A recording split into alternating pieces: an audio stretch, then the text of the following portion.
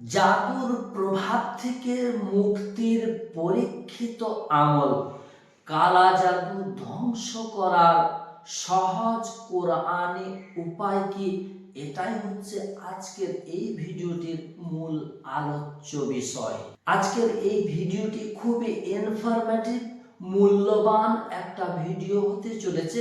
খাস করে যারা জাদুতে আক্রান্ত রোগী, চালানি জাদুতে বা চালানি জিনে আক্রান্ত রোগী, এই আমলটি দিয়ে আপনি যে কোনো ধরনের জাদু হোক না কেন, যে কোনো ধরনের চালানি জিন হোক না কেন, জাদু এবং ওই চালানি জিনের আসরকে আপনি চিরতরের জন্য নষ্ট করে দিতে পারবেন, নষ্ট করে ফেলতে পারবেন।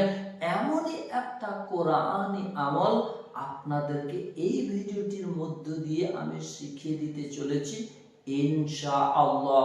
মনে রাখবেন, আজ পর্যন্ত কোরআনের সামনে কোনো জাদু টেকেনি আর টিকবেও না ইনশাআল্লাহ। চলুন মূল আমলটি আপনাদেরকে আমি শিখিয়ে দিচ্ছি। তবে বিষয়টিতে যাওয়ার আগে আপনি যদি আমার ভিডিও আজ প্রথম দেখছেন, এই চ্যানেলটিতে আজ প্রথম এসেছেন, তাহলে অবশ্যই চ্যানেলটিকে টুক করে সাবস্ক্রাইব করে দিয়ে পাশের নোটিফিকেশন বেল আইকনটিকে দাবিয়ে রেখে দিন এই ধরনের আরো নতুন নতুন ভিডিও দেখার জন্য। চলুন এবার আমলটি আপনাদেরকে আমি শিখিয়ে দিচ্ছি।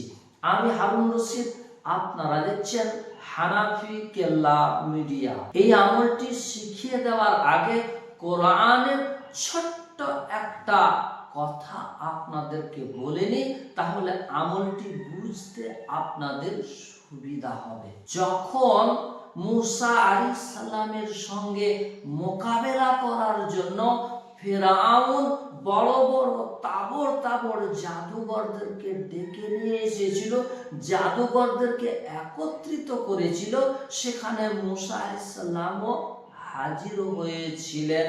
তখন ওই বড় বড় জাদুঘররা বলল মুসা আলাইহিস সালামকে যে আপনি আগে কিছু দেখাবেন না আমরা আগে কিছু দেখাবো? মুসা আলাইহিস সালাম বললেন যে তোমরাই আগে দেখাও। ফেরাউনের ওই ডেকে আনা বড় বড় তাবড় তাবড় জাদুঘর ব্যক্তিরা তাদের জাদুর কলা কৌশলের বলে তারা অনেকগুলো সাপ তৈরি করে ফেললেন। আর তা দেখে মুসা আলাইহিস সালাম একটু ঘাবড়ে গেলেন। মনে রাখবেন, ওগুলো কিন্তু বাস্তবে সাপ ছিল না, জাদুর বলে তৈরি করা সাপ ছিল। তখন আমার আল্লাহ পাক রব্বুল আলামিন মুসা আলাইহিস সালামকে বললেন, কি বললেন? তবে শুনুন। বিসমিল্লাহির রহমানির রহিম ওয়া আলকিমা ফি ইয়ামিনিকা তালকাফ মা সানাউ ইন্নামা সানাউ কাইদু সাহির ওয়া লা ইউফলিহু সাহিরু হাইতু আতা। অর্থাৎ তুমি তোমার ডান হাতে যা আছে তা নিক্ষেপ করো, দেখবে তারা যা তৈরি করেছে তা সব গিলে ফেলবে। তারা যা তৈরি করেছে তা তো কেবল জাদুর কৌশল মাত্র। জাদুকর যেখানে আসুক, জাদুকররা জাদুবিদ্যায় যতই পারদর্শী হোক না কেন, তারা কখনোই সফল কাম হবে না। এটি সূরা তাহার 69 নম্বর আয়াতের মধ্যে রয়েছে। সূরা তাহার এই 69 নম্বর আয়াতের কিছুটা অংশ আজকের এই আলোচ্য বিষয়। সেই অংশটুকু আপনাদেরকে আমি পড়ে শুনিয়ে দিচ্ছি, তারপর এই আমলটি আপনি কিভাবে করবেন সেটাও বলে দিচ্ছি।